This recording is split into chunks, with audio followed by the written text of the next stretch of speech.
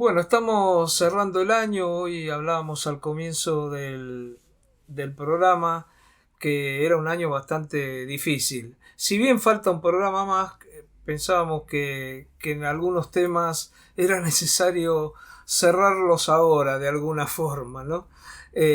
Como el tema de qué está pasando con los jubilados, qué está pasando con la tercera edad. Por eso estamos comunicados, como siempre, con nuestro amigo y columnista Eugenio Semino. ¿Cómo te va, Eugenio? ¿Cómo estás? ¿Qué tal? Qué gusto poder saludarte.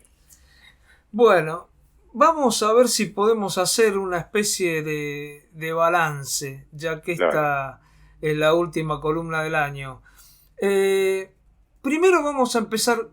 ¿Cómo está el tema del PAMI? Vamos a empezar por el PAMI y qué viste durante este año con el PAMI.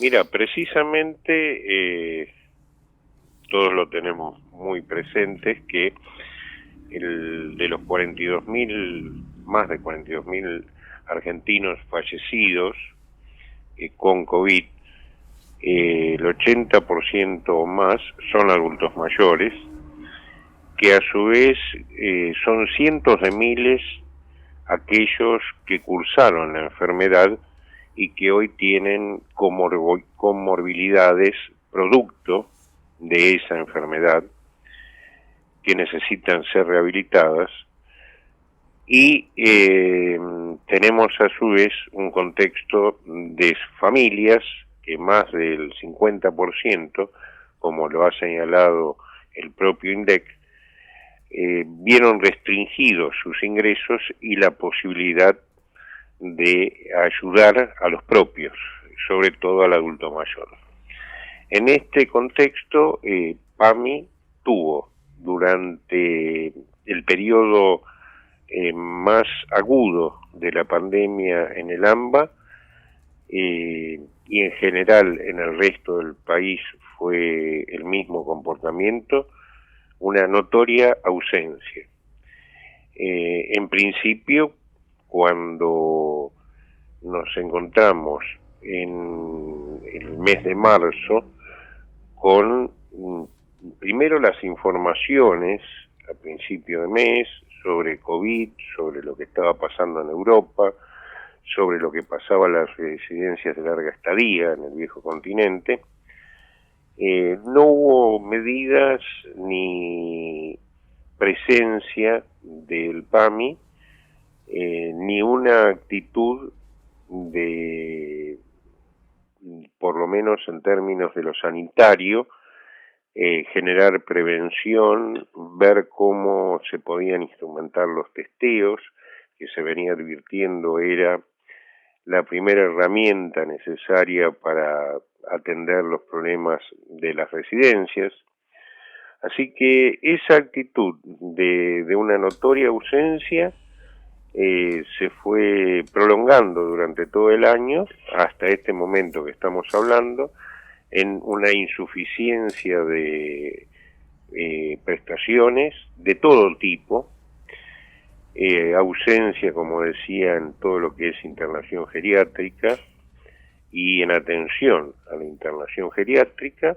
En algunos lugares fueron los propios municipios o la propia ciudad, en el caso de Cava, quienes se encargaron de reemplazar la ausencia de PAMI. Así que PAMI, con esas características, con la particularidad que encima hizo terribles campañas publicitarias, de anuncios, de atención, de programas, absolutamente inexistentes, y lo mismo ocurrió con ANSES, ocurre Ujú. con ambos organismos, ¿no? Es decir, los dos organismos más necesarios en la atención del adulto mayor estuvieron realmente ausentes. Cuando hablas del ANSES, ¿realizó por fuera de lo establecido algún tipo de ayuda? ¿O todo lo que se anunció se cumplió, como por ejemplo no pagar los créditos o postergar los créditos que tenían? ¿Cómo fue todo eso? Mira, precisamente recordemos que en el mes de marzo, cuando surge la cuarentena y ya estaba instalado el COVID en Argentina, lo que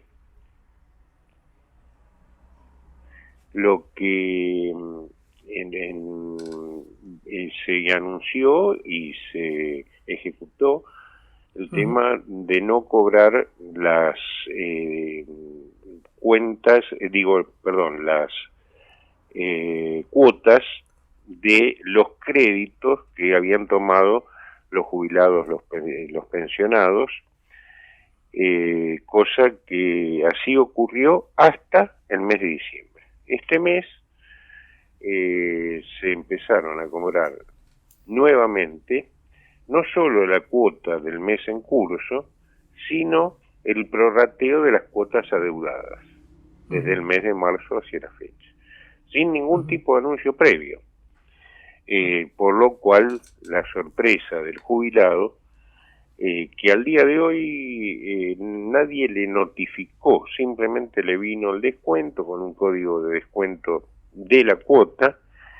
Nos llamó la atención que inclusive era más que la cuota que pagaba habitualmente, y esto estaba dada por lo que te señalaba, el tema de incorporar el prorrateo que se hizo a expensas del jubilado y de anunciárselo previamente, inclusive cómo fue ese plan de prorrateo. Directamente se está haciendo. Así que vemos que a lo que es la penuria de un haber de 19.000 pesos, que es lo que cobra la gran mayoría, 4.400.000, se suma el pago de esta cuota, entre comillas, reforzada por la deuda.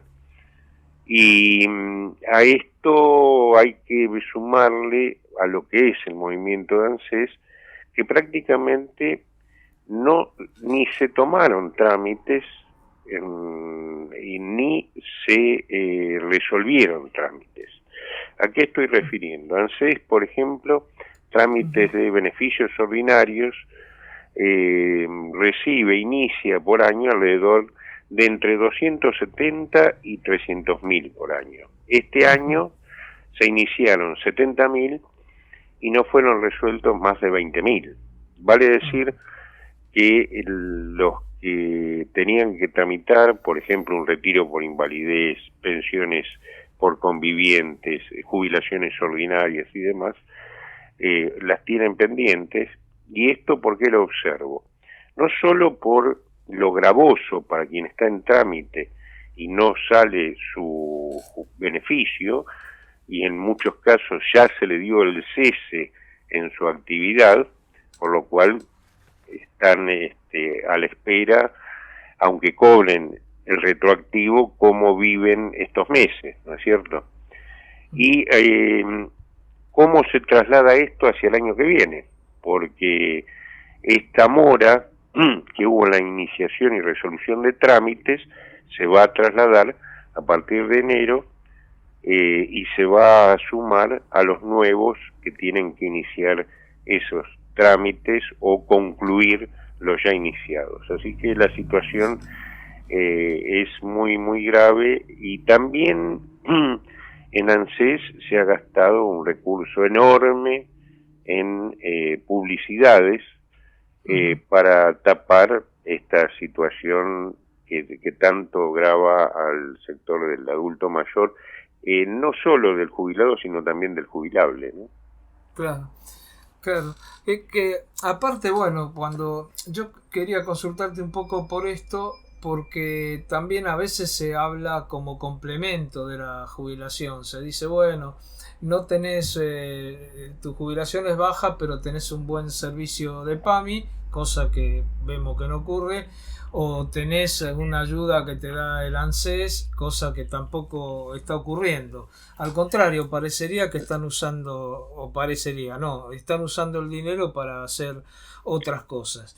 Y ya hablando de dinero, bueno, en estos días ya se está cerrando el tema en la Comisión de Previsión y Seguridad Social, y de Presupuesto y Hacienda en el Congreso de la nueva fórmula jubilatoria que ya está prácticamente resuelta y habrá que ver qué se decide el día 29. ¿Cómo lo ves vos con esta fórmula? ¿Qué es lo que pensás que va a pasar? Mira, en realidad la discusión de la fórmula que fue suspendida cuando no existía la pandemia, tenemos que recordarlo, porque esto ocurrió en diciembre del año pasado. Uh-huh. No había ninguna situación en términos de lo sanitario, en especial, que ameritara esa emergencia que se sancionó y que por otra parte se lo facultó al Ejecutivo el propio Congreso de la Nación. Esto hay que tenerlo también presente, ¿no? Es decir, claro, hoy muchas de las medidas que hubo tomado el Poder Ejecutivo, sin esa emergencia concedida, en lo previsional no hubieran sido posibles. Bueno, lo que ocurrió con esa suspensión es que se hizo un fenomenal ajuste sobre los haberes jubilatorios en general.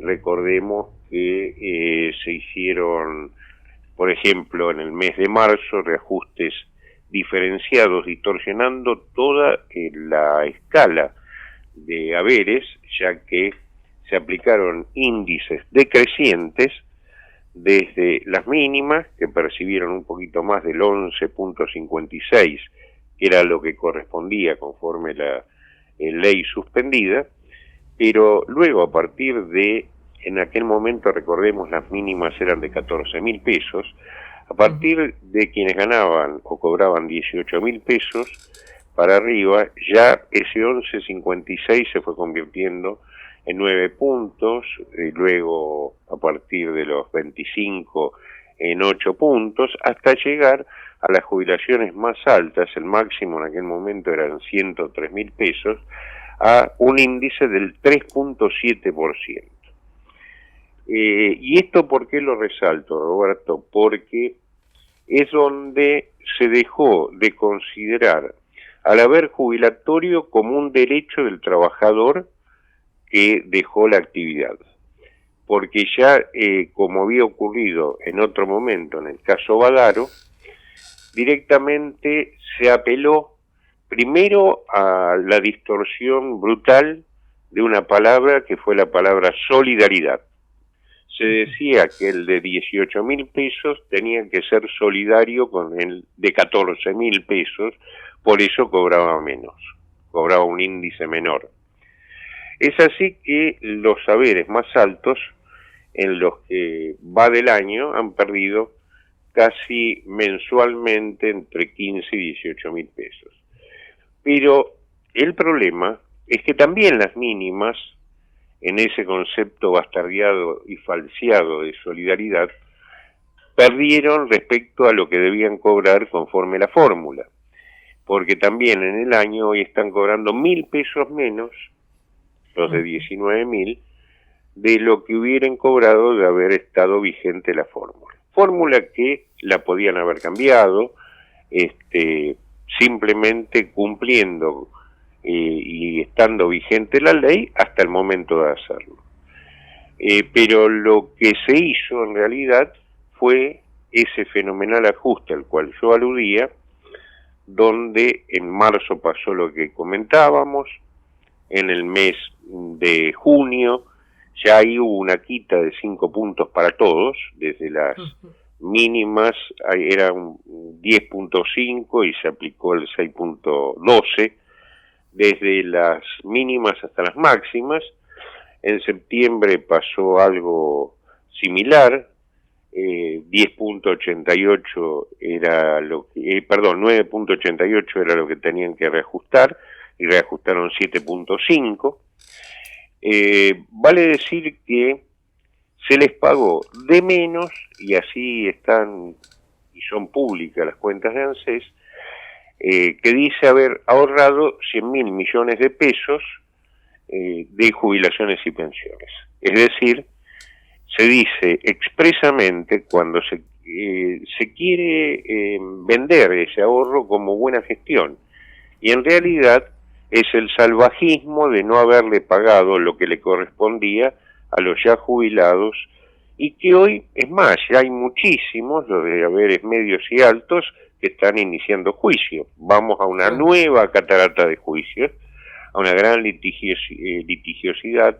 Nosotros, frente a esto, hicimos tempranamente un amparo colectivo para evitar que quedaran fuera del reclamo los haberes más bajos, para que no se hagan eternos las demandas. Bueno, llegamos al 18 de marzo en ese amparo colectivo en el que me acompañaron los doctores Adrián Trócoli, previsionalista, y el doctor Andrés Gil Domínguez, constitucionalista.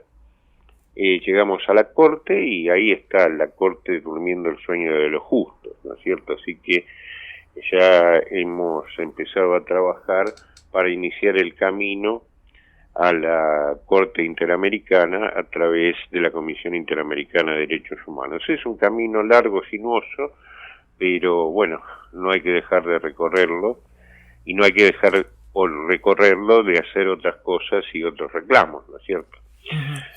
Eugenio, bueno, ahora se trata el 29, ¿no? Así es. ¿Cómo ves vos esto? Porque yo pensaba que hubiera sido bueno que el 29 se pudiera hacer una gran movilización, ¿no? De todos los sectores perjudicados por la fórmula, sea lo que sea, y por lo que vos ya contaste que pasó, que es anterior todavía a la fórmula. Pero justo ese día se debate también en la otra cámara el aborto legal, seguro y gratuito. Exactamente. Esto parecería como que lo han hecho medio a propósito, ¿no? Más allá de que uno, por lo menos en mi caso, yo estoy totalmente de acuerdo con esta ley, ¿no? Que hay que hacer una ley de interrupción voluntaria del embarazo. Pero parecería como que van manejando los tiempos, ¿no? Sí, sin lugar a dudas, quieren tapar con lo que es un reclamo hecho a través del tiempo y demás, por la sociedad en términos de salud pública, como es el aborto, con esa acción en el sentido correcto, tapar lo que ha sido esta terrible expoliación que se dio sobre el sector de los jubilados, y a su vez lo que esto implica, que es congelar en el tiempo el actual estado de cosas. Es decir, ¿por qué se hace todo esto? Porque el requerimiento de los organismos multilaterales de crédito,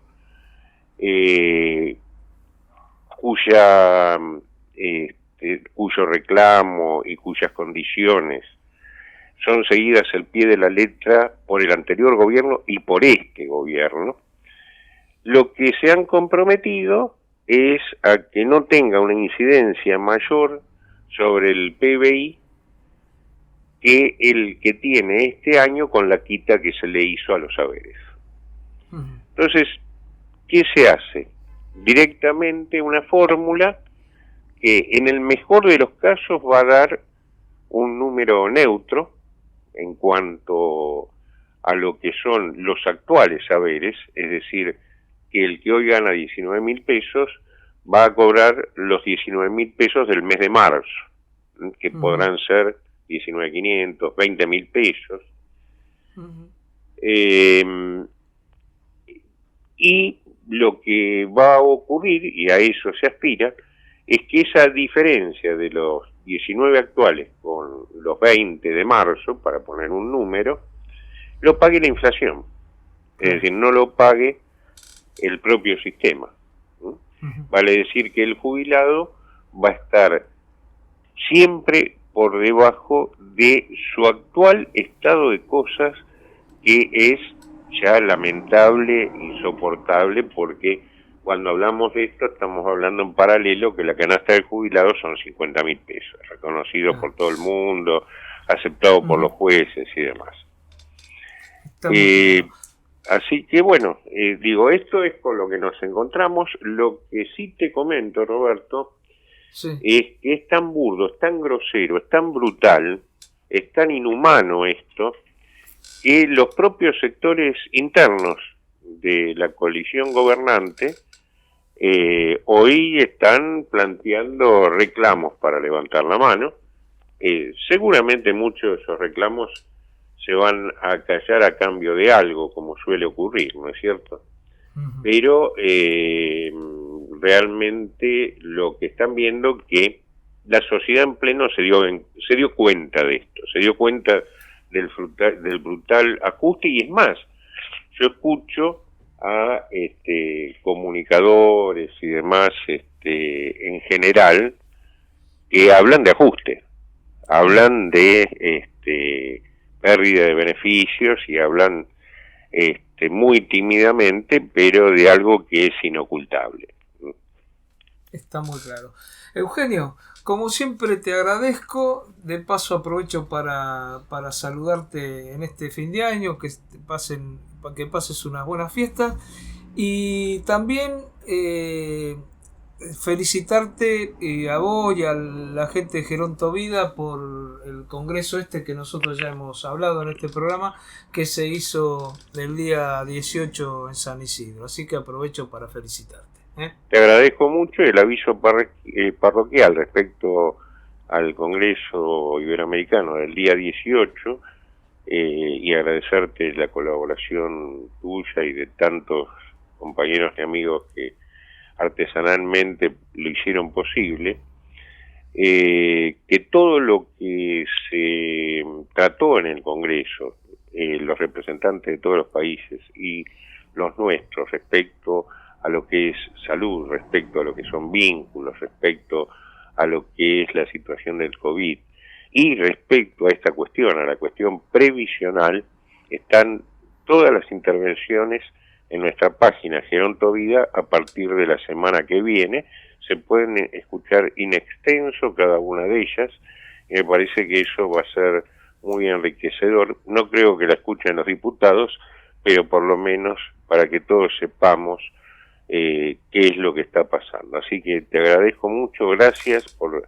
haber comunicado durante todo el año y durante los últimos 30 años las novedades, las necesidades y las maldades que se hacen con los adultos mayores en Argentina. Un abrazo grande, Eugenio. Gracias. Lo mejor para vos.